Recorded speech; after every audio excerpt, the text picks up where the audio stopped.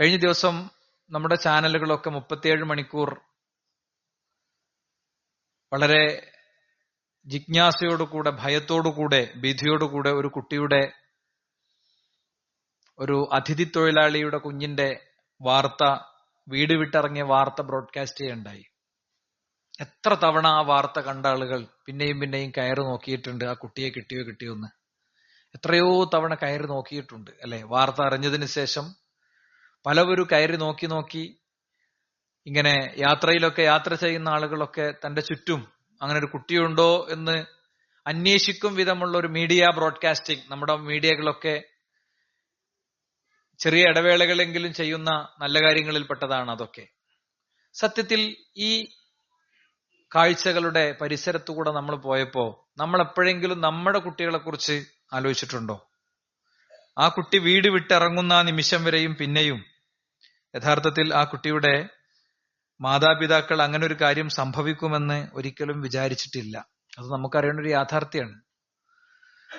ഇപ്പോൾ ഡിപ്പാർട്ട്മെന്റ് പറയുന്നത് ആ കുട്ടി വീട്ടിലേക്ക് തിരിച്ചു വരാൻ തയ്യാറല്ല എന്നാണ്. പലപ്പോഴും നമ്മുടെയൊക്കെ കുടുംബ വീടുകൾ മക്കൾക്ക് താമസിക്കാൻ പറ്റാത്ത ഇടങ്ങളായി പല കാരണങ്ങളാൽ മാറുന്നുണ്ട്. എന്റെ വീടടക്കം നമ്മുടെ ആരുടെയും വീട് ഇതിൽ നിന്ന് സുരക്ഷിതമല്ലാത്തൊരു കാലത്താണ് നമ്മൾ ജീവിക്കുന്നത്. ഏതെല്ലാം കാരണങ്ങൾ കൊണ്ട് അങ്ങനെ ആകുമെന്ന് ചോദിച്ചു കഴിഞ്ഞാൽ അതിലേറ്റവും പ്രധാനപ്പെട്ട ഒന്ന് കുടുംബ കലഹങ്ങളാണ്. ഭാര്യയും ഭർത്താവും തമ്മിൽ കലഹങ്ങളുണ്ടെങ്കിൽ, അവിടെ സ്നേഹമുള്ള ഒരു കുടുംബാന്തരീക്ഷമില്ലെങ്കിൽ ആ വീട്ടിൽ കുട്ടി വലിയ മാനസികാഘാതങ്ങളെയും സൈക്കാട്രിക്കൽ സിറ്റുവേഷനുകളെയും നേരിടുന്നുണ്ട് എന്നുള്ള കാര്യത്തിൽ യാതൊരു സംശയമല്ല. വളരെ കുഞ്ഞായ കുട്ടികളെ സംബന്ധിച്ചിടത്തോളം ഒപ്പിയൊമ്പിയും തമ്മിലുള്ള ഇത്തരം വാഗ്വാദങ്ങളൊന്നും മനസ്സിലാകാത്ത പ്രായത്തിൽ ഒരുപക്ഷെ അത് വളരെ പ്രത്യക്ഷത്തിൽ ഉണ്ടാകുന്നില്ല. എങ്കിൽ പോലും 0 മുതൽ 12 വയസ്സുവരെ എന്ന് പറയുന്ന സമയം, ഗർഭ സമയം മുതൽ ഒരു 12 വയസ്സുവരെയുള്ള സമയമാണ് കുട്ടിയുടെ മാനസികമായ വികാസവും അതുപോലെ തന്നെ വ്യക്തി വികാസവും ഡെവലപ്മെന്റും ഒക്കെ നടക്കുന്നത്. വളരെ ശാസ്ത്രീയമായ പഠനങ്ങളാണിത്. അപ്പൊ ഒന്നതാണ്, അത്തരം വാഗ്വാദങ്ങൾ നമ്മുടെ വീട്ടിൽ നടക്കുന്നുണ്ടെങ്കിൽ, വീട്ടിൽ നിന്ന് കുട്ടി ഇറങ്ങിപ്പോയിട്ടൊന്നും ഉണ്ടാകൂല, പക്ഷേ 1000 തവണ മനസ്സുകൊണ്ട് ചിലപ്പോൾ കുട്ടികൾ ഇറങ്ങിപ്പോയിട്ടുണ്ടാകും. വേറെ കുറെ കാരണങ്ങൾ കൊണ്ട് അവർ വീട്ടിൽ നിൽക്കുന്നതാണ്. രണ്ടാമത്തെ കാര്യം, ലഹരി പോലെയുള്ള വസ്തുക്കളും അതിന്റെ വേട്ടയാടലുകളും ഉണ്ടെങ്കിൽ ആ വീട്ടിൽ ചില അസ്വസ്ഥതകളും പ്രശ്നങ്ങളും ഉണ്ടാകും. യാതൊരു സംശയവുമില്ല അല്ലെ? അത് ഒരു യാഥാർത്ഥ്യമാണ്.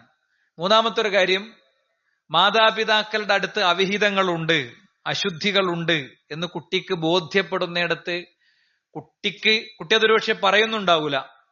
ഉമ്മാന്റെ ഫോണിങ്, ഉപ്പാന്റെ ഫോണിങ്, ചാറ്റ് ഹിസ്റ്ററിയിൽ കണ്ടത്, യൂട്യൂബ് ഹിസ്റ്ററിയിൽ കണ്ടത്, ഇങ്ങനത്തെ കുറെ കാരണങ്ങളാൽ കുട്ടി വളരെ അസ്വസ്ഥമായിരിക്കും.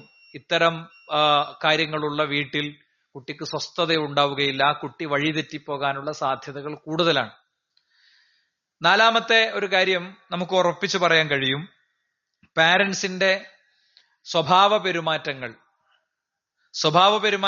2 നിലക്ക് പ്രയാസങ്ങൾ വരും. ഒന്ന്, മാനസികമായ സന്തുലനങ്ങൾ പിഴച്ചു പോകുന്ന പല വ്യക്തികളും വീടുകളൊക്കെ ഉണ്ട്. അത് അയൽപ്പക്കത്തെ ബാധ്യതയും മര്യാദയും കുടുംബ വീട്ടിലെ ബാധ്യതയും മര്യാദയൊക്കെ പറയുന്നിടത്ത് നമ്മൾ ഉപയോഗിക്കേണ്ട ഒരു ഹദീസ് ഉണ്ട്. എന്താണ്?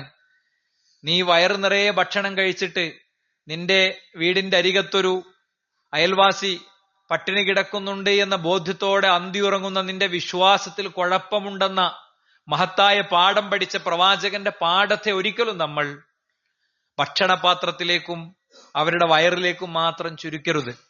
മറിച്ചതൊരു വിശാലമായ തലമാണ്. അയൽപ്പക്കത്തിന്റെ കാര്യത്തിലുള്ള വിശാലമായ ബാധ്യതയാണ് റസൂലുള്ള പഠിപ്പിക്കുന്നത്. അതെങ്ങനെ? അതെന്റെ വ്യാഖ്യാനമൊന്നുമല്ല.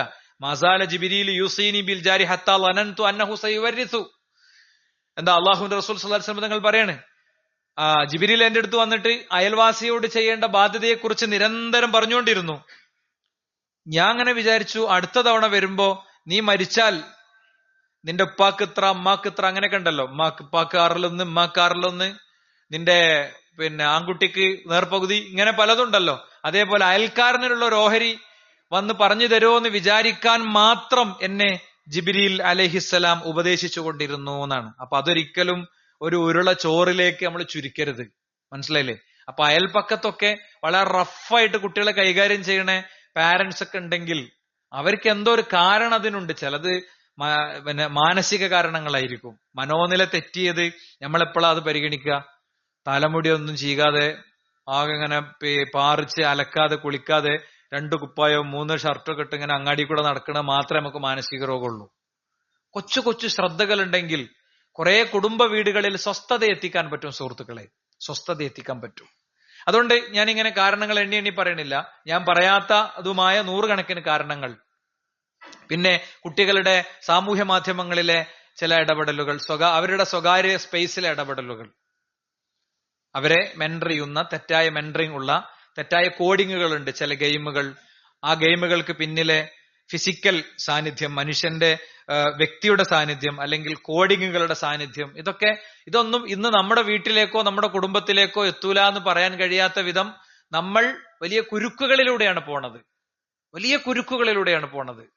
അനുഭവിക്കുന്ന, കേൾക്കുന്ന, അറിയുന്ന കാര്യങ്ങളുടെ ഒരു പരിസരം വെച്ച് നോക്കുമ്പോൾ ആരും സുരക്ഷിതമല്ലാത്തൊരു കാലത്താണ് ജീവിക്കുന്നത്. അതുകൊണ്ട് തന്നെ ഇസ്ലാം പക്ഷേ ഇത്തരം കാലങ്ങളെയൊക്കെ അതിജീവിക്കും വിധമുള്ള മാർഗദർശനങ്ങൾ പഠിപ്പിച്ചിട്ടുണ്ട് കേട്ടോ. നമ്മള് ഒരാഴ്ച എന്ത് സമൂഹത്തോട് പറയണമെന്ന് ഇങ്ങനെ ചിന്തിക്കുമ്പോ ഒരുപാട് കാര്യങ്ങൾ ഇങ്ങനെ വരും. അപ്പോ ഒരു ഹേമ കമ്മിറ്റി റിപ്പോർട്ടും കാര്യമൊക്കെ നമ്മളെ മുന്നിൽ വന്ന് അതിൽ ചില കമന്റുകൾ പറയാനുണ്ട്, പറയും. പക്ഷേ അതിനു മുൻപ് പറയണമെന്ന് എനിക്ക് തോന്നിയത് ഇതായിരുന്നു: നമ്മുടെ വീട്ടിൽ കുട്ടികൾ സ്വസ്ഥരാകണം, സ്വസ്ഥത കിട്ടണം. അതിന് ചില വഴികളുണ്ട്. ഇസ്ലാം നിർദ്ദേശിച്ച മനോഹരമായ ചില വഴികളുണ്ട്. പ്രവാചകൻ കാണിച്ചു തന്ന മനോഹരമായ ചില വഴികളുണ്ട്. ആ വഴികളെ കുറിച്ച് തന്നെയാണ് നമ്മൾ ഇന്ന് പറയുന്നത്. അതിൽ ഒന്നാമത്തെ കാര്യം എന്താ അറിയോ? കുട്ടികളെ ചുംബിക്കലാണ്.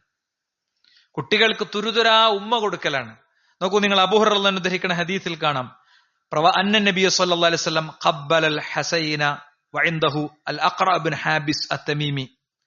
അഖ്റ ഇബ്നു ഹാബിസ് അത്തമീമി എന്ന് പറയുന്ന പിന്നെ മരുഭൂമിയുടെ ഉള്ളിൽ ആടിന്റെ മാടിനെയൊക്കെ മേച്ച് നടക്കുന്ന വളരെ പ്രാകൃതരായ അറബികളുടെ കൂട്ടത്തിൽപ്പെട്ട ഒരു വ്യക്തി ഇരിക്കുമ്പോ പ്രവാചകൻ സല്ലല്ലാഹു അലൈഹി വസല്ലം തങ്ങൾ ഹസൻ റളിയല്ലാഹു അൻഹുവിനെ, തന്റെ പേരക്കുട്ടിയെ തുരുതുരാ ഉമ്മ വെച്ചു. അപ്പൊ ഫഖാല അഖ്റ ചോദിക്കണം, ഇന്നലി അശറത മിനൽ വലദ് മാ ഖബ്ബൽതു മിൻഹും അഹദ. എനിക്ക് 10 മക്കളുണ്ട് നബിയെ, ഞാൻ അവരാരെയും ചുംബിക്കാറില്ല. അതിന് പ്രവാചകൻ കൊടുത്ത ഉത്തരം എന്താ അറിയോ? ഫനദറ ഇലൈഹി. പ്രവാചകൻ അയാളൊന്ന് ശരിക്കൊന്ന് നോക്കി, ഒന്ന് തുറച്ചു നോക്കിയിട്ട് പറഞ്ഞു, മല്ലയർഹം ലയുർഹം. ഒറ്റവരി, മല്ലയർഹം ലയുർഹം. കാരുണ്യം കൊടുക്കാത്തവന് പടച്ചോൻ കാരുണ്യം തിരിച്ചു കൊടുക്കൂല. അപ്പൊ നമ്മളോട് പടച്ചോൻ കാരുണ്യം കാണിക്കണേന്റെയും കൂടി ഭാഗമാണ് നമ്മൾ നമ്മുടെ കുഞ്ഞുങ്ങളെ തുരുതുരാ ഉമ്മ വെക്കുക എന്ന് പറയുന്നത്. അതൊരു ഇബാദത്താന്നാ പറഞ്ഞത്, അതൊരു പുണ്യാണ്. നമ്മളെ കച്ചവടത്തിൽ, നമ്മുടെ കൃഷിയിൽ, നമ്മുടെ ജീവിതത്തിൽ, നമ്മുടെ ആരോഗ്യത്തിൽ, നമ്മുടെ ബാക്കി കാര്യങ്ങളിലൊക്കെ പടച്ചോന്റെ കാരുണ്യം കിട്ടാൻ വേണ്ടി നിർദ്ദേശിക്കപ്പെട്ട ഒരു കാര്യമാണത്. പക്ഷെ അങ്ങനെയല്ല, ശരിക്ക് കുടുംബ വീടുകളിലൊന്നുമില്ല. ഇപ്പോ 7ാം ക്ലാസ്സിലെ അറബി പാഠപുസ്തകം മാറി. കഴിഞ്ഞ അറബി പാഠപുസ്തകത്തിലെ ഒന്നാമത്തെ ലെസൺ, ഒന്നാമത്തെ വഹദയിലെ ഒന്നാമത്തെ പാഠം എന്ന് പറയുന്നത് അൻത ജൗഹറത്തി എന്നുള്ള പാഠമായിരുന്നു. മനോഹരമായിട്ടുള്ള പാഠമായിരുന്നു. പാഠപുസ്തകം മാറിയപ്പോ ഏറ്റവും വിഷമിച്ചത് ആ പാഠം പോയപ്പോഴാണ് കേട്ടോ. മനോഹരമായ പാഠമായിരുന്നു. എന്താണ് ആ പാഠത്തിന്റെ ഇതാണ്, നീയാണ് എന്റെ രത്നം എന്നാണ്. അപ്പൊ എന്താണ് കഥയുടെ ചുരുക്കം എന്നറിയോ? നിങ്ങളെ കുട്ടി 7ാം ക്ലാസ്സിലെ അറബി പാഠപുസ്തകത്തിൽ ഇരുന്ന് അക്ഷരം വെച്ച് പഠിക്കുന്ന പാഠം ഇതാണ്.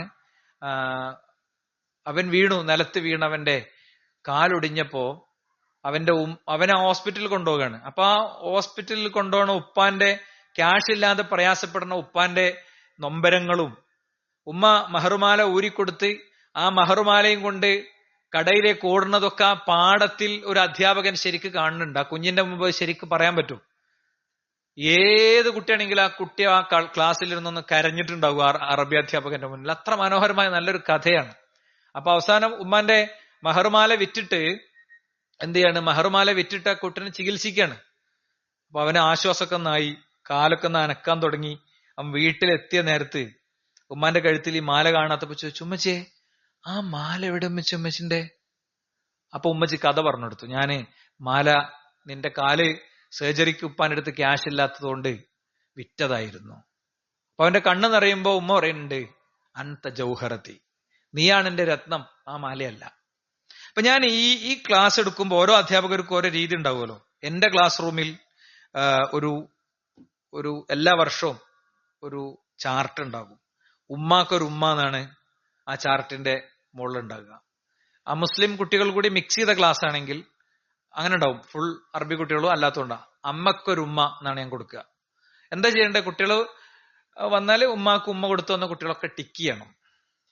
അപ്പൊ കുറെ കുട്ടികൾ ടിക്ക് ചെയ്യൂല. കഴിഞ്ഞ 2009 മുതൽക്ക് ഉള്ള എന്റെ അനുഭവമാണ് ഞങ്ങളോട് പറയുന്നത്. കുറെ കുട്ടികൾ ടിക്ക് ചെയ്യാത്ത ഉണ്ടാവും. അപ്പൊ കുറച്ച് കഴിഞ്ഞതിന്റെ ശേഷം ഞാൻ ചോദിക്കും, ടിക്ക് ചെയ്യാത്ത കുട്ടികളൊക്കെ ഒന്ന് ഇങ്ങനെ എണീപ്പിച്ച് നിർത്തും. എന്താ മോളെ ടിക്ക് ചെയ്യാത്ത? പറയില്ല, ഉമ്മ സമ്മതിച്ചില്ലല്ലേ എന്നൊക്കെ ചോദിക്കുമ്പോ അപ്പൊ അടുത്ത് വിളിച്ചു ചോദിക്കുമ്പോ എന്താണ് ഉമ്മ എന്താ പറയാ? എന്റെ രാജീര്യം പൊയ്ക ചോടുന്നു, ഇത്ര വലുതായിട്ടുള്ള ഉമ്മ ഒക്കെ വന്നിക്ക. ഇതൊരു പ്രശ്നമാണ് സുഹൃത്തുക്കളെ, ഇതൊരു പ്രശ്നമാണ്. നമ്മളെ കുട്ടിയെ നമ്മൾ ചേർത്ത് പിടിച്ച് ഉമ്മ വെക്കുമ്പോൾ ഒരുപാട് കാര്യങ്ങൾ അവിടെ സംഭവിക്കുന്നുണ്ട്. ചിലപ്പോ അവള് വരുന്ന വഴിക്ക് ഏതോ ഒരാളവളെ തോണ്ടിയിട്ടുണ്ടാവും. അതിന്റെ മാനസികമായ നൊമ്പരങ്ങളും ഒരു കൈവെക്കാൻ പറ്റാത്തൊരു സ്ഥലത്ത് ബസ്സിൽ വെച്ചൊരാൾ കൈവച്ചാൽ ഒരു കുഞ്ഞിന്റെ ഉള്ളിലുള്ള ഒരുപാട് സ്ഫോടനങ്ങളുണ്ട്, നിർവചിക്കാൻ പറ്റാത്തത്ര വലിയ നൊമ്പരങ്ങളുണ്ട്, വേദനകളുണ്ട്. അത് കുട്ടികളിലേക്ക് ഇറങ്ങിച്ചെല്ലുന്ന അധ്യാപകന്റെ അരികത്തു എന്നവർ പറയൂ, അല്ലെ? അങ്ങനെ പറഞ്ഞു കേട്ട ആളുകൾക്ക് ആ പെയിനിന്റെ ആഴം ശരിക്കും മനസ്സിലാകും. അപ്പൊ ഉമ്മ വരുമ്പോ ഒന്ന് ചേർത്ത് പിടിച്ച് ഉമ്മ കൊടുക്കുമ്പോ, ഇല്ല എനിക്ക് ആളൊക്കെ ഉണ്ട് എന്നാണ് അവിടെ ഉള്ളത്, എനിക്ക് ആളുണ്ട് എന്നാണ് അവിടുത്തെ കാര്യം. മറ്റേത് ഹായ് മെസ്സേജിന്റെ കൂടെ ആളുകൾ കുട്ടികൾ പോണ എന്തോ ഒരു പ്രത്യേക പ്രായത്തിൽ വാതിലടക്കണ ഒരു പ്രായമുണ്ട്. ആറാം ക്ലാസ്സിൽ, 6ാം ക്ലാസ്, 5ാം ക്ലാസ്, 3ാം ക്ലാസ് ഒക്കെ കുട്ടി വന്നൊക്കെ പറയും. പിന്നെ പറയും ഇപ്പോൾ ഒന്നും പറയില്ല, അവൾ ഒറ്റക്ക് അങ്ങനെ ഇരിക്കും, വാതിലടച്ചിരിക്കും. എന്താണ്? അവളുടെ ഉള്ളിലെ പടച്ചോൻ കൊടുത്ത ഹോർമോണുകൾ, അത് ജീവിതത്തിലെ ദൗത്യങ്ങൾ തുടങ്ങിയൊരു പ്രായമാണിത്. അവിടെ അവരെ കൂടുതൽ ചേർത്ത് പിടിക്കേണ്ട ഒരു ഘട്ടമാണ്. ഇപ്പൊ ഉമ്മ കൊടുക്കാറുള്ളത് ചുണ്ടുമുഖത്തമരുക എന്ന് മാത്രമല്ല ഇതിന്റെ അർത്ഥം. അവിടെ അതിന്റെ ഒരു പുതിയ ഭാഷയുണ്ട്, ഒരു പുതിയ രീതിയുണ്ട്, ഒരു പുതിയ ശൈലിയുണ്ട്. അതിലേക്ക് നമ്മൾ എത്തണം. അതുകൊണ്ട് നമുക്ക് ദുന്യാവിൽ കാര്യമുണ്ട്, പടച്ചോന്റെ റഹ്മത്ത് നമുക്ക് കിട്ടും. എല്ലാ കാര്യത്തിലും പടച്ചോന്റെ റഹ്മത്ത് നമുക്ക് കിട്ടുന്നതാണ്. പലപ്പോഴും പല സാഹചര്യങ്ങളാണ് നമുക്കുള്ള തടസ്സം, അല്ലെ? പല പല സാഹചര്യങ്ങളായിരിക്കും നമുക്കുള്ള തടസ്സം. ആ സാഹചര്യങ്ങൾ, ഒരു സാഹചര്യം ഞാൻ പറയാം. നബി കരീം സല്ലല്ലാഹു അലൈഹി വസല്ലം കാൻ റസൂലുള്ളാഹി സ്വല്ലല്ലാഹു അലൈഹി വസല്ലം യഖ്തുബുന, ഞങ്ങളോട് പ്രവാചകൻ ഇങ്ങനെ ഖുത്ബ പറയാം. അപ്പൊ ഞാൻ ഖുത്ബ പറയണ മാതിരി പ്രവാചകൻ സ്വഹാബത്തിനോട് ഇങ്ങനെ ഖുത്ബ പറയാം. ഫജാൽ ഹസൻ വൽ ഹുസൈൻ, അപ്പൊ അപ്പുറത്തെ വീട്ടിലാണല്ലോ ഹസൈനും ഹുസൈനും ഒക്കെ ഉള്ളത്. ഹസൈനും ഹുസൈനും പേരക്കുട്ടികളെ രണ്ടാളും ഇങ്ങനെ ചെറിയ മക്കളല്ലേ, ഓലിങ്ങനെ ചെറിയ 2 കുട്ടികൾ വരുന്ന ഇങ്ങനെ കണ്ണിൽ കണ്ടോക്ക്, നിങ്ങൾക്കൊക്കെ കാണപ്പോ കണ്ണിൽ ഇങ്ങനെ കണ്ടോക്ക്. അപ്പൊ ഇങ്ങനെ വരിക. പ്രവാചകനാണെങ്കിൽ സീരിയസ് ആയിട്ട് ഒരു വിഷയം ഖുത്ബ പറയാം. എന്താ? ഖമീസാനി അഹ്മറാനി യംഷിയാനി വയസിറാനി. എന്താ?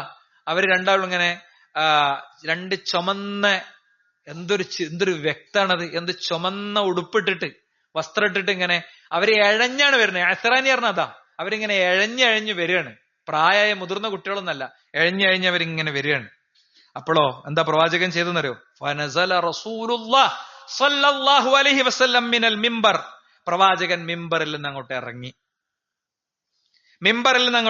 എന്നിട്ടോ ഫഹമലഹുമാ, പ്രവാചകൻ അവർ 2 അളി എടുത്തു, 2 ഒക്കത്തെടുത്തു. എന്നിട്ടോ ഫവളഅഹുമാ ബൈന യദൈഹി, എന്നിട്ട് പ്രവാചകന്റെ മുന്നിൽ അവിടെ വെച്ചു. ആദ്യം പോയി ഏറ്റെടുത്തിട്ട് പിന്നെ മുന്നിൽ അവിടെ വെച്ചു.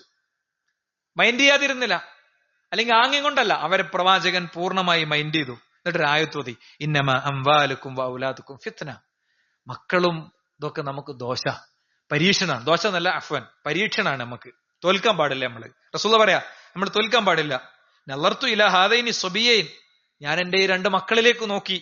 വയംഷിയാനി വയസിറാനി, അവരിങ്ങനെ ഇഴഞ്ഞ് വരുന്നത് കണ്ടപ്പോ ഫലം അസ്ബിർ ഹത്താ ഖതഅതു ഹദീസി വറഫഅതുഹുമാ, എനിക്ക് ഈ ഖുത്ബ നിർത്തിയിട്ട് ഓലെടുക്കണത് വരെ മനസ്സിക്ക് ക്ഷമിക്കാൻ പറ്റിയില്ല, അതുകൊണ്ട് ഞാൻ എടുത്തതാണ്. ഇനി എന്ത് സാഹചര്യം നമ്മൾ പറയാം? മസല കുറേ ഹദീസ് എന്ന് പഠിക്കാണ്ട്, അല്ലെ? ഒരേടിങ്ങനെ നോക്കി.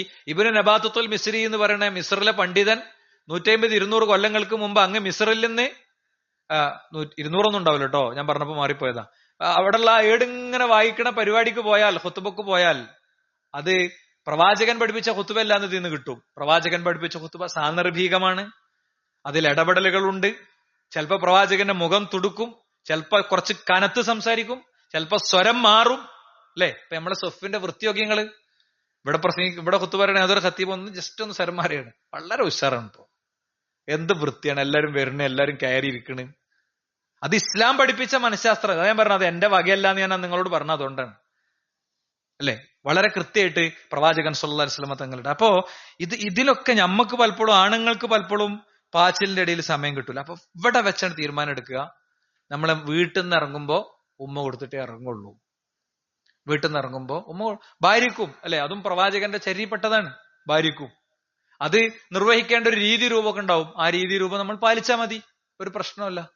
ആ രീതി രൂപം പാലിച്ച് അവിടെയൊക്കെ സ്നേഹം ജനിക്കുന്നുണ്ട് സുഹൃത്തുക്കളെ, വലിയ സ്നേഹം അവിടെയൊക്കെ ജനിക്കുന്നുണ്ട്.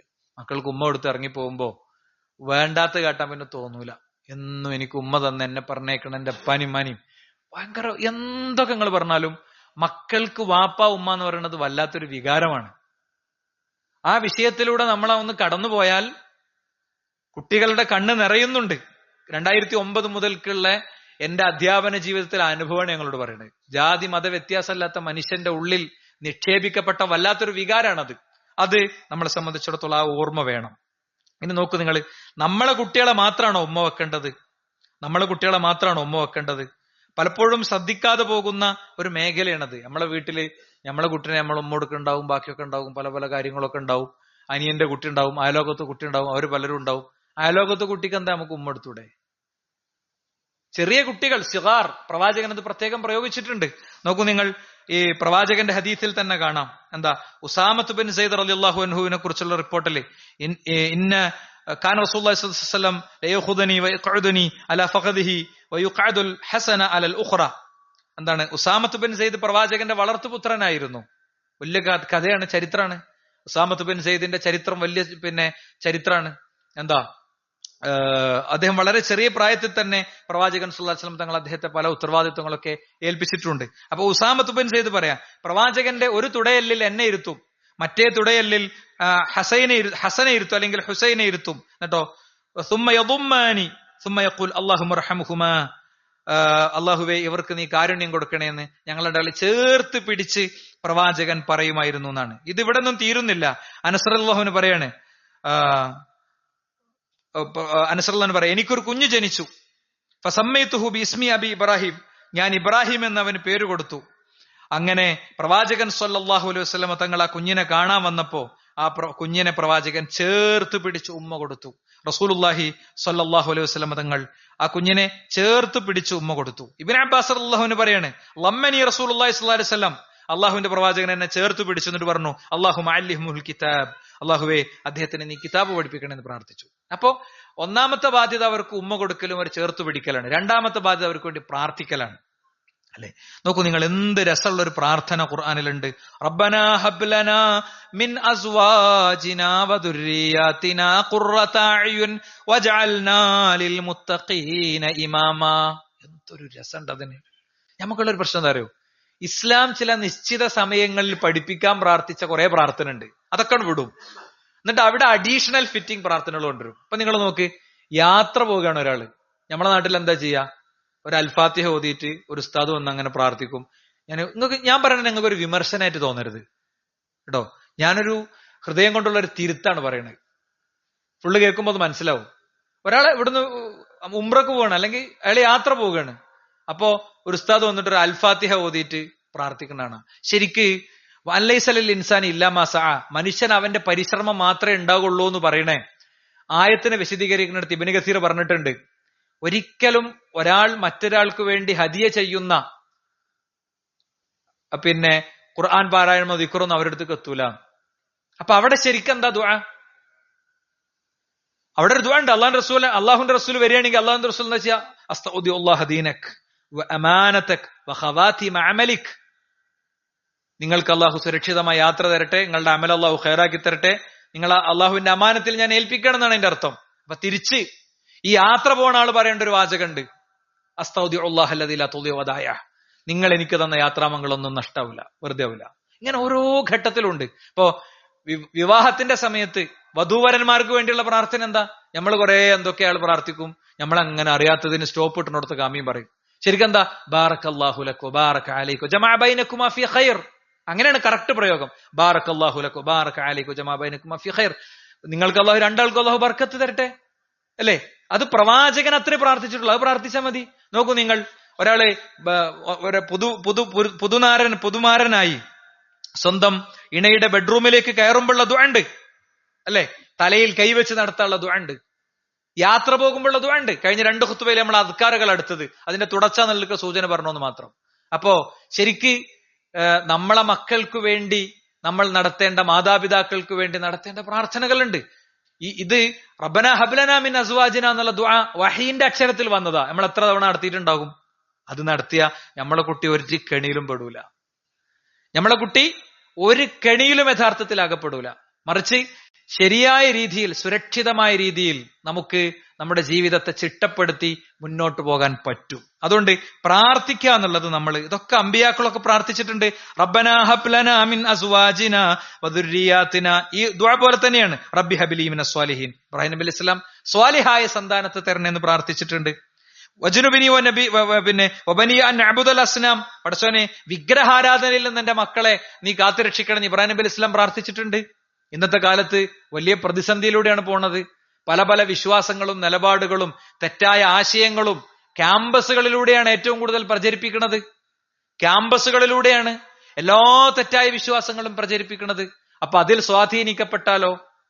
നമ്മളെ കുട്ടിയെ ക്യാൻസർ പിടിച്ച് മരിച്ചതാണെങ്കിൽ പടച്ചോനെ പുറത്തു കൊടുക്ക് എന്ന് പ്രാർത്ഥിക്കാം. പക്ഷേ വിശ്വാസം നഷ്ടപ്പെട്ട് മരിച്ചു പോവുകയാണെങ്കിലോ അത് ഉണ്ടാക്കുന്ന നഷ്ടം സുഹൃത്തുക്കളെ ചെറുതല്ല. നോക്കൂ, നിങ്ങൾ നിസ്കാരം നിലനിർത്താൻ വേണ്ടി പ്രാർത്ഥിച്ചിട്ടുണ്ട്. റബ്ബി ജഅൽനി മുഖീമസ്സലാത്തി വമിൻ ദുർരിയതി. എന്നെയും എന്റെ മക്കളെയും സന്തതി പരമ്പരകളെയും നീ ഇബ്രാഹിം നബി ഇസ്ലാം പ്രാർത്ഥിച്ചതാണ്. ഞങ്ങളെല്ലാവരെയും നീ നിസ്കാരം നിലനിർത്തുന്നവരാക്കണേ എന്ന് പ്രാർത്ഥിച്ചത് കാണാൻ പറ്റും. മാത്രല്ല, പ്രവാചകൻ നോക്കൂ, നിങ്ങൾ ഹസനെയും ഹുസൈനെയും റളിയല്ലാഹു അൻഹുമ യാത്ര കഴിഞ്ഞു വന്ന് പ്രവാചകൻ സ്വല്ലല്ലാഹു അലൈഹി വസല്ലം തങ്ങൾ ചോദിക്കുകയാണ്. അപ്പോ ഫാത്തിമ ബിവി വരെ കുളിപ്പിച്ച് ഒരുക്കണ തിരക്കിലാണ്. കുളിപ്പിച്ചൊരുക്കണോടത്തുനിന്ന് ചോദിച്ചു വാങ്ങി പ്രവാചകൻ കൂടെ നിർത്തി പ്രാർത്ഥിക്കാൻ. അവിടുന്ന് അല്ലാഹുമ്മ ഇന്നി ഉഹിബ്ബുഹു. അല്ലാഹുവേ, ഞാൻ അവനെ ഇഷ്ടപ്പെടുന്നുണ്ട്, ഞാൻ അവരെ ഇഷ്ടപ്പെടുന്നുണ്ട്. ഫാഹിബ്ബുഹു. അതുകൊണ്ട് അല്ലാഹുവേ, നീയും അവരെ ഇഷ്ടപ്പെടണം. അതുപോലെ തന്നെ അവരെ ഇഷ്ടപ്പെടുന്നവരെയും നീ ഇഷ്ടപ്പെടണം. അല്ലെ? പ്രവാചകൻ സ്വല്ലല്ലാഹു അലൈഹി വസല്ലം തങ്ങൾ പ്രാർത്ഥിക്കുകയാണ്. അപ്പോ നിരന്തരം എല്ലായിടത്തു നിന്നും കുഞ്ഞുങ്ങൾക്ക് വേണ്ടി നിരന്തരം പ്രാർത്ഥിക്കുന്നത് നമുക്ക് തീർച്ചയായും കാണാൻ പറ്റും. പ്രാർത്ഥന എതിരാകരുതേ എന്നും റസൂലുള്ളാഹി സ്വല്ലല്ലാഹു അലൈഹി വസല്ലം തങ്ങൾ പ്രത്യേകം പറഞ്ഞിട്ടുണ്ട്. എപ്പോഴേ ഈ പ്രാർത്ഥന എതിരാകും? ഇത് നന്നാവൂല. എന്തെങ്കിലും ഒരു കാര്യം പറയുമ്പോഴേക്ക് പറയും ചില ആൾക്കാർ, ഇത് നന്നാവൂല. അല്ലെ? ഇതൊരിക്കലും ഉണ്ടാകാൻ പാടില്ല, ഇതൊരിക്കലും ഉണ്ടാകാൻ പാടില്ല. ഷെയ്ഖ് അൽബാനി റഹിമഹുള്ളയുടെ ശിഷ്യൻ ഇന്നും മദീനയിൽ മസ്ജിദ് നബവിയിൽ കുർസിയുള്ള ക്ലാസ് എടുക്കുന്ന ഒരു വലിയ പണ്ഡിതൻ അദ്ദേഹത്തിന്റെ ഒരു അനുഭവം കരഞ്ഞുകൊണ്ട് പങ്കുവെക്കുന്നത് കാണാൻ പറ്റും. എന്താ അറിയോ? അദ്ദേഹം പറയാണ്, ഈ ഹറമിന്റെ അടുത്ത്, കഅബന്റെ അടുത്ത് അസ്കരിങ്ങൾ ഉണ്ടാകും, സൈനികരുണ്ടാകും, അല്ലെങ്കിൽ അവിടുത്തെ സെക്യൂരിറ്റി ഓഫീസർമാരുണ്ടാകും. ഒരു സെക്യൂരിറ്റി ഓഫീസർ അദ്ദേഹത്തോട് പറഞ്ഞ കഥയാണ് പറയണത്, അദ്ദേഹത്തിന്റെ നേരനുഭവം പറയണത്. ഒരു മനുഷ്യൻ വന്നിട്ട് പൊട്ടിക്കരഞ്ഞ് ഇങ്ങനെ പ്രാർത്ഥിക്കുക, പടച്ചോനെ എനിക്ക് കുഞ്ഞിനെ തരണേ, കുഞ്ഞിനെ തരണേ എന്ന് ഇങ്ങനെ പ്രാർത്ഥിക്കുക. എന്താ പ്രാർത്ഥിക്കണേ? കുഞ്ഞിനെ തരണേ, കുഞ്ഞിനെ തരണേ, കുഞ്ഞിനെ തരണേ. അപ്പൊ ഒരു പ്രത്യേക രീതിയിൽ ഭാവത്തിലൊക്കെ പ്രാർത്ഥിച്ചതുകൊണ്ട് ഈ പട്ടാളക്കാരൻ ആ മനുഷ്യനെ പ്രത്യേകം ഒന്ന് ശ്രദ്ധിച്ചു. അത് കഴിഞ്ഞ് കുറച്ചു കാലത്തിന്റെ ശേഷം അദ്ദേഹം വന്നുകൊണ്ട് എന്റെ കുഞ്ഞിനെ നശിപ്പിക്കണേ, നശിപ്പിക്കണേ എന്നാ പ്രാർത്ഥിക്കണത്. അപ്പൊ ഇയാൾ ഇങ്ങോട്ട് പിടിച്ചു. എവിടുന്നാണ്? കഅബയിൽ പ്രാർത്ഥനയ്ക്ക് ഉത്തരം കിട്ടണം മുൽത്തസമിൽ കൈവച്ചിട്ട് ഈ മനുഷ്യനെ പ്രാർത്ഥിക്കാനായിട്ട് അവർ ഒറ്റപ്പെടുത്തന്നെ പിടിച്ചു. ആണോ? ഒഴിച്ചുകൊണ്ടേ, നിങ്ങൾ ആദ്യം നിങ്ങളെ കുഞ്ഞിനോട് ചെയ്ത തെറ്റ് നിങ്ങളെ ഞാൻ ഓർക്കുന്നുണ്ട്, നിങ്ങൾ ആദ്യം ചെയ്ത തെറ്റ് കുഞ്ഞിനെ തരണേ നിങ്ങൾ പ്രാർത്ഥിച്ചുള്ളൂ, സ്വാലിഹായ സന്താനത്തെ തരണേന്ന് പ്രാർത്ഥിച്ചില്ല. ഇപ്പൊ നിങ്ങൾ ചെയ്യുന്ന തെറ്റ് ആ കുഞ്ഞിനെ നശിപ്പിക്കണേന്നാണ് നിങ്ങൾ പ്രാർത്ഥിക്കണത്. നിങ്ങൾ പറഞ്ഞ കേൾക്കാത്തതുകൊണ്ട് ഇത് ചെയ്യാൻ പാടില്ല. നിങ്ങൾ പോയിട്ട് കുഞ്ഞിന് വേണ്ടി പ്രാർത്ഥിക്കും. അപ്പൊ അല്ലാഹു സുബ്ഹാനഹു വ തആല നിങ്ങളെ കുഞ്ഞിനെ മാറ്റിത്തരും. എന്നിട്ട് ശൈഖ് പിന്നെ പൊട്ടിക്കരഞ്ഞ് പറയാണ്, കുറച്ചു കാലത്തിന് ശേഷം ഈ മനുഷ്യൻ ഈ സൈനികനെ തപ്പിത്തെരഞ്ഞു വന്ന് അദ്ദേഹത്തിന്റെ മോനുണ്ടായിരുന്നു കൂടെ. മോനോട് കഥ പറയാൻ പറഞ്ഞു. എന്താ കഥ അറിയോ? ഒരു അസറിന്, വാപ്പ ഉംറക്കുള്ള ഒരു അസറിന് എനിക്കെന്തോ പെട്ടെന്ന് മനസ്സിൽ വല്ലാത്തൊരു ചലനം ഉണ്ടായി. ഞാന് അല്ലാഹു സുബ്ഹാനഹു വ തആലയോട് വുളൂ ചെയ്ത് നിസ്കരിച്ച് പ്രാർത്ഥിച്ചു. ഞാൻ അങ്ങനെയാണ് രക്ഷപ്പെട്ടത്. പ്രാർത്ഥനയ്ക്ക് ഫലമുണ്ട് സുഹൃത്തുക്കളെ. മാതാപിതാക്കൾ നടത്തുന്ന ദുആക്ക് വലിയ സ്വാധീനമുണ്ട്, അതിന് ഫലമുണ്ട് എന്നുള്ള കാര്യത്തിൽ യാതൊരു സംശയവുമില്ല. അപ്പോ ഒന്ന് എന്നോട് പറഞ്ഞത് ചുംബിക്കുക എന്നുള്ളതാണ്. മക്കളെ തുരുതുരാ ചുംബിക്കുക. ആ ചുംബിക്കണ സമയത്ത് മാത്രം ഒരുങ്ങുക, ആ ഒരു ഭാഷയിലേക്കും ശൈലിയിലേക്കും മാറുക. അല്ലെ? ഓർത്തെടുക്കുമ്പോ നമുക്ക് നല്ല നിമിഷങ്ങൾ വേണം. കഴിഞ്ഞ ആഴ്ച എന്റെ ഖുത്ബന്റെ ആമുഖത്തിൽ ഞാൻ മുണ്ടക്കൈ ദുരന്തത്തിൽ എല്ലാവരെയും നഷ്ടപ്പെട്ട പ്രവാസിയുടെ വാചകം കോട്ട് ചെയ്താണ് എന്റെ ഖുത്ബ തുടങ്ങി. അദ്ദേഹത്തിന്റെ പുതിയൊരു അഭിമുഖം വന്നതില് അദ്ദേഹത്തിന്റെ മകൻ ഉപ്പാക്ക് വേണ്ടി എഴുതി വെച്ച പൊട്ടിക്കാത്ത ചില സാധനങ്ങൾ പൊട്ടിച്ച് കാണിക്കുന്നുണ്ട്. ഉപ്പയാണ് എന്റെ ബെസ്റ്റ് ഫ്രണ്ട്, ഉപ്പയാണ് എനിക്കെല്ലാം, ഉപ്പയാണ് എന്റെ ഏറ്റവും നല്ല കൂട്ടുകാരൻ എന്നൊക്കെ എഴുതി വെച്ചിരിക്കുന്ന ഒരു കുട്ടി വാപ്പ ഗൾഫിൽ നിന്ന് വരുമ്പോ വാപ്പാക്ക് സർപ്രൈസ് കൊടുക്കാൻ വേണ്ടി കാത്തു നിൽക്കുകയാണ്. ഇത് കുഞ്ഞിന്റെ ഹൃദയത്തിൽ ഒന്ന് ഉണ്ടാകണമെങ്കിൽ എന്ത് വേണം? എന്റെ ഉപ്പ എന്റെ റോൾ മോഡലാണ്, എന്റെ ഉപ്പ എന്റെ ഏറ്റവും നല്ല സുഹൃത്താണ്, എന്റെ ഉമ്മ എന്റെ ഏറ്റവും നല്ല കൂട്ടുകാരിയാണ് എന്നൊക്കെ എഴുതണമെങ്കിൽ അത്തരം ഒരു അന്തരീക്ഷം ഉണ്ടാകണം. മക്കളാവുമ്പോ അവർക്ക് അവരുടേതായ പരിസരത്ത് അവരുടെ അടുത്ത് പല പിഴവുകളും പല കുറവുകളൊക്കെ വരും. ആ കുറവുകളെയും പിഴവുകളെയും അതിജീവിച്ച് മുന്നോട്ട് പോകാൻ നമുക്ക് പറ്റണം. നോക്കൂ നിങ്ങൾ, പ്രവാചകൻ സല്ലല്ലാഹു അലൈഹി വസല്ലം തങ്ങള് ഒരു സദസ്സിൽ പഴം കൊണ്ടുവന്നപ്പോ കുട്ടികൾക്കാണ് ആദ്യം കൊടുക്കുന്നത്, അല്ലെ? എന്താണ് റസൂലുള്ളാഹി സ്വല്ലല്ലാഹു അലൈഹി വസല്ലം തങ്ങൾക്ക് ഷാമിൽ നിന്ന് ഫലവർഗ്ഗങ്ങൾ കൊണ്ടുവന്നപ്പോ പ്രവാചകൻ അവിടെയുള്ള കുട്ടികൾക്കാണ് അത് ആദ്യം എടുത്തു കൊടുക്കുന്നത്, അല്ലെ? അപ്പൊ അതൊക്കെ നമ്മൾ കാണേണ്ടതാണ്. ഏത് മുതിർന്ന ആളുകൾക്കൊക്കെ ചിലപ്പോ പ്രത്യേകം എടുത്തു വെക്കേണ്ടി വരും, പ്രായമായ ആളുകൾക്ക് കൊടുക്കേണ്ടി വരും. അതൊക്കെ കൊടുക്കുന്ന രീതിയും രൂപവും സ്വീകരിച്ചുകൊണ്ട് നിങ്ങൾ എടുക്കണ്ട, നിങ്ങൾ അങ്ങനെ ഒരിക്കലും ഉണ്ടാകരുത്. അപ്പൊ അങ്ങനെ ചൂടാണ്, അപ്പൊ കുട്ടികളൊന്നും അങ്ങനെ തിന്നും, അപ്പൊ എടുക്കണ്ട, അങ്ങനെ എടുക്കണ്ട. അത് വീട്ടിൽ എന്താ പറയാ, സഹോദരിമാരെ സംബന്ധിച്ചിടത്തോളം ഇതൊക്കെ കൈകാര്യം ചെയ്യുന്നതിൽ പല പരിമിതി ഉണ്ട്. അതിന് കുട്ടികളെ ചെറിയ പ്രായം മുതൽക്ക് ഭക്ഷണമേശയുടെ മര്യാദ പഠിപ്പിക്കുകയാണ് വേണ്ടത്. നടന്നല്ല മോനെ തിന്നുക, അതാ പഠിപ്പിക്കണ്ടേ. എടുക്കണ്ടെന്നല്ല പറയണ്ടേ, നടന്നല്ല തിന്നുക, അല്ലെ? അതുപോലെ ഈ കുട്ടികളെ രാവിലെ എണീക്കുമ്പോ ഉള്ള കാര്യങ്ങളൊക്കെ നമ്മൾ ശ്രദ്ധിക്കേണ്ടതാണ്. പലപ്പോഴും അതൊന്നും ശ്രദ്ധിക്കൂല. എങ്ങനെ എണീപ്പിക്കുക? ചവിട്ടിക്ക് എണീപ്പിക്കുന്ന ടീമുണ്ട്. തച്ച് എണീപ്പിക്കുക മക്കളെ, നല്ല സമ്മാനം കൊടുത്ത് എണീപ്പിക്കണേ. തച്ചിട്ടാണ് എണീപ്പിക്കണേ. അവൻ ഏറ്റവും സന്തോഷമുള്ള കാര്യം പറഞ്ഞാൽ എണീപ്പിക്കണ്ടേ. കൂടെ കൂട്ടണം, അല്ലെ? ചിലപ്പോ രാത്രി ഉറങ്ങാൻ വൈകിട്ടുണ്ടാകും, അപ്പോ ഭയങ്കര ആഴത്തിൽ ഉറങ്ങുന്നുണ്ടാകും. കയ്യിൽ ഇത്തിരി വെള്ളാക്കിയിട്ട് മുഖത്തൊന്നും ഇങ്ങനെ തടവി കൊടുത്താൽ മതി. അതും ചെയ്യാം, എടുത്തിട്ട് മുഖത്തേക്ക് കൊടയും ചെയ്യാം. ഇത് രണ്ടും തമ്മിൽ വലിയ വ്യത്യാസമല്ലേ? അപ്പൊ ഇതൊക്കെ പ്രായോഗികമായ പാരന്റിങ് എന്നുള്ളത് നമ്മൾ ശരിയാം വിധം പഠിക്കേണ്ടതാണ്. അത് അത്തരം കാര്യങ്ങൾ നമ്മുടെ ശ്രദ്ധയിൽ ഉണ്ടാകണം. അള്ളാഹു സ്വീകരിക്കുമാറാകട്ടെ.